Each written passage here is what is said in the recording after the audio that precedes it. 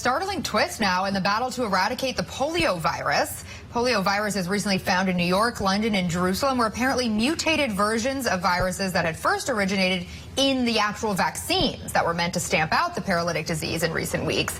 Genetic analyses have shown that the viruses that have been spreading within the U.S., Britain, and Israel do appear to be linked to the oral vaccine itself. So joining us now to break this all down, because I think this is really confusing to hear for a lot of people, is infectious disease specialist at the Vanderbilt University School of Medicine, Dr. William Schaffner. Dr. Schaffner, we appreciate you joining us here on this Sunday. First of all, just how did this happen?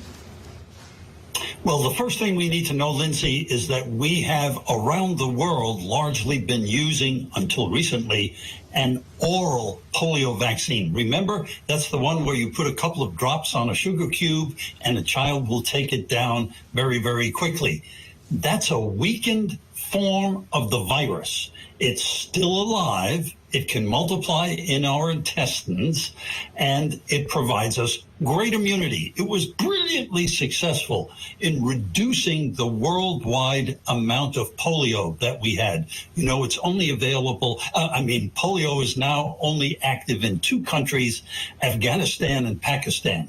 Now, into every beautiful day, a little rain must fall, because once in 3 million doses administered, approximately, this weakened form of the virus could mutate back to the capacity to actually create polio. So we were giving the vaccine out, but we created actually a few cases of paralytic disease, unfortunately. And so that's why in 2000, we in the United States switched to a killed form of the virus that we give by injection, not by mouth. And so we haven't been using that virus now, that vaccine now, that oral vaccine, for 22 years. And other countries around the world are switching also to this injectable killed virus, so we don't have to further create these cases of polio related to the vaccine. So just quickly, the level of concern then in this case, most of us are vaccinated against polio already.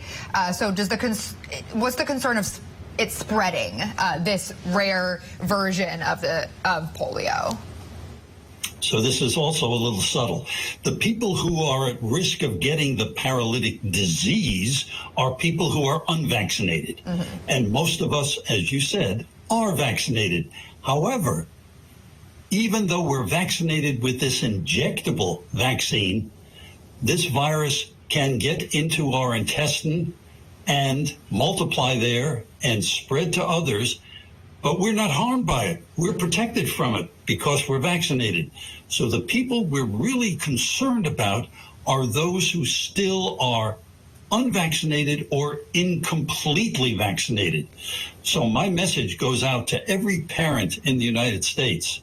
Check with your pediatrician and family doctor. Make sure each and every one of your children are appropriately and completely vaccinated against polio.